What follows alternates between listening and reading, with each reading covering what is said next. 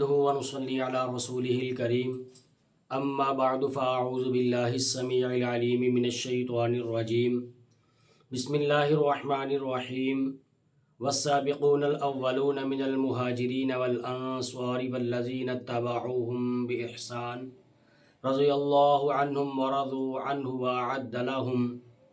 وأعد لهم جنات تجري تحتها الأنهار خالدين فيها أبدا ذلك الفوز العظيم وقال النبي صلى الله تعالى عليه وآله وسلم لو كان بعدي نبي لكان عمر وقال النبي صلى الله تعالى عليه وآله وسلم اللهم أعز الإسلام بعمر بن الخطاب رضي الله تعالى عنه خاصة صدق الله وصدق رسوله النبي الكريم ونحن على ذلك لمن الشاهدين والشاكرين والحمد للہ رب العالمین۔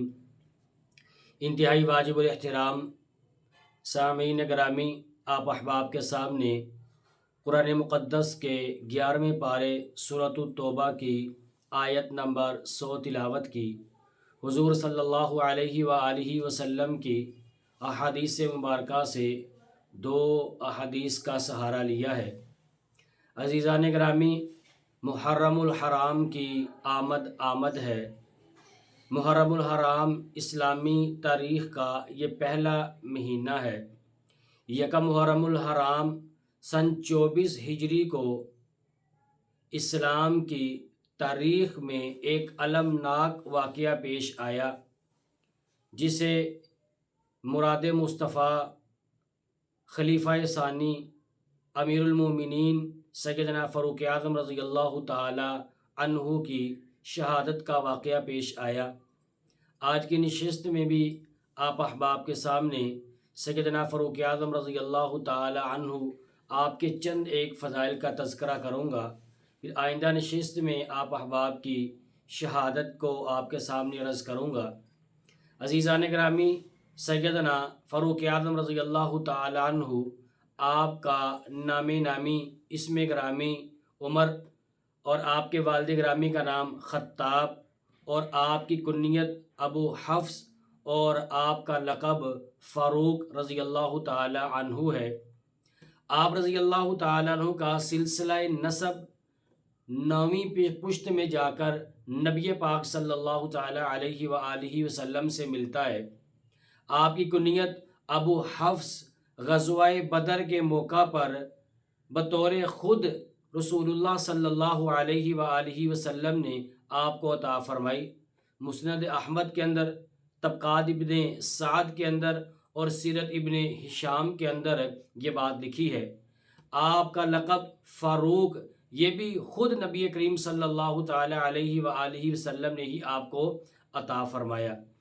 چنانچہ ام المؤمنین سیدہ عائشہ صدیقہ رضی اللہ تعالی عنہا سے سوال کیا گیا، حضرت عمر کا نام فاروق کس نے رکھا تھا؟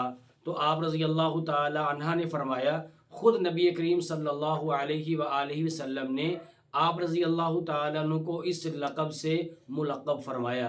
طبقات ابن سعد کے اندر یہ بات موجود ہے۔ نبی پاک صلی اللہ تعالی علیہ وآلہ وسلم نے جامع ترمذی کے اندر یہ روایت موجود ہے۔ سیدنا عبداللہ ابن عمر رضی اللہ تعالی عنہما حدیث مبارکہ کے راوی ہیں۔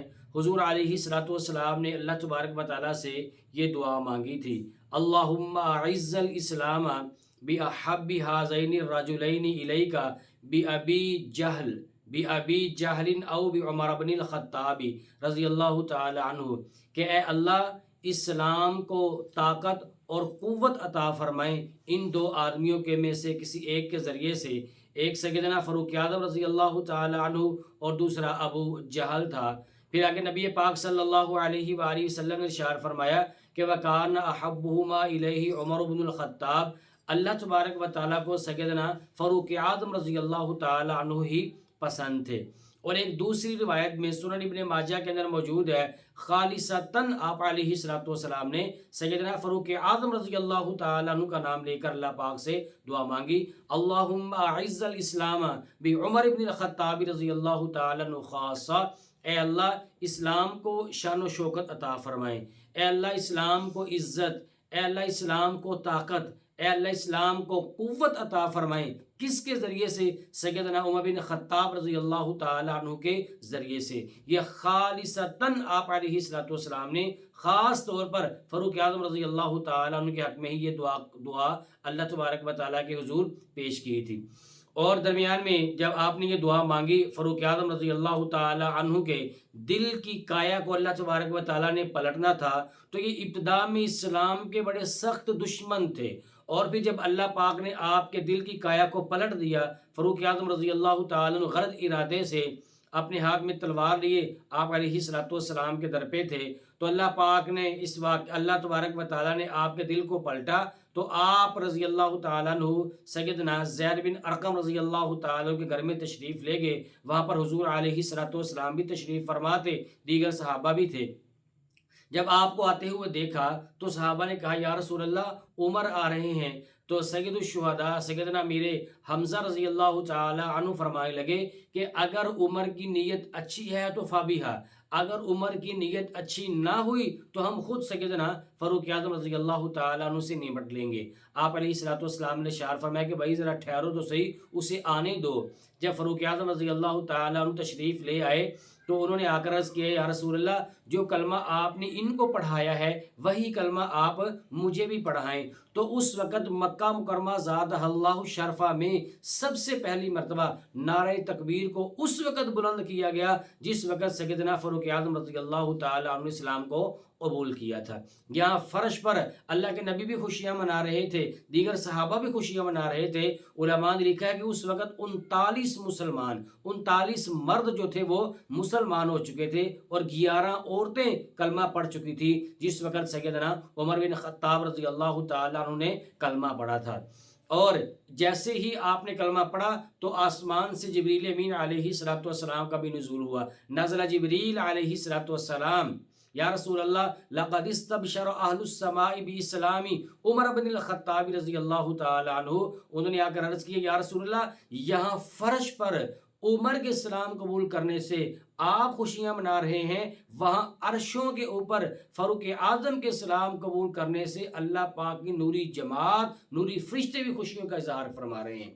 تو یہ عمر بن خطاب رضی اللہ تعالیٰ عنہ کا یہ اعزاز تھا کہ اللہ تبارک و تعالیٰ نے آپ کے ذریعے سے اسلام کو شان و شوکت عطا فرمائی. سیدنا عبداللہ بن مسعود رضی اللہ تعالیٰ عنہ فرماتے ہیں، صحیح بخاری کے اندر یہ روایت موجود ہے کہ ما زلنا عزتا منذ اسلم عمر، فرمایا کہ عمر کے اسلام لانے کے بعد پھر ہم ہمیشہ غالب ہی رہے. اسی طرح سیدنا صہیب بن سنان رضی اللہ تعالیٰ عنہ فرماتے ہیں کہ پہلے اسلام کی دعوت خفیہ طور پر دی جاتی تھی، عمر کے اسلام لانے پر اعلانیہ طور پر اسلام کی دعوت دی جانے لگی. فرمایا کہ پہلے ہمیں بیت اللہ کے پاس کھڑا کوئی نہیں ہونے دیتا تھا، جب عمر نے اسلام قبول کر لیا اب ہمیں بیت اللہ شریف سے کوئی ہٹا نہیں سکتا تھا. فرمایا کہ پہلے ہم چھپ کر عبادت کرتے تھے، عمر کے اسلام قبول کرنے پر ہم نے کھلم کھلا جو ہے وہ عبادت کرنی شروع کر دی. صہیب بن سنان فرماتے ہیں کہ پہلے کفار مکہ میں باتیں سنا کر جایا کرتے تھے، ہم خاموشی اختیار کرتے تھے. عمر کے اسلام قبول کرنے پر جیسے وہ ہمیں باتیں سناتے ہم بھی ان میں سے ان کی باتوں کا جواب دے دیا کرتے تھے.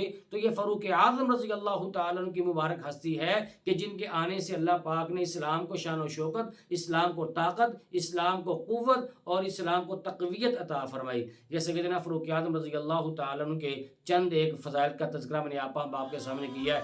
دعا اللہ تبارک و تعالیٰ سے اللہ تبارک و تعالیٰ سیدنا فاروق اعظم رضی اللہ تعالیٰ عنہ اور تمام صحابہ سے ہمیں سچی محبت نصیب فرمائے. آمین. وآخر دعوانا ان الحمدللہ رب العالمین. وہ راتوں کو خلوت سے معمور سجدے، وہ لمبی رکعتوں سے مسحور سجدے، وہ سجدے محافظ مددگار سجدے، غموں کے مقابل عطردار سجدے.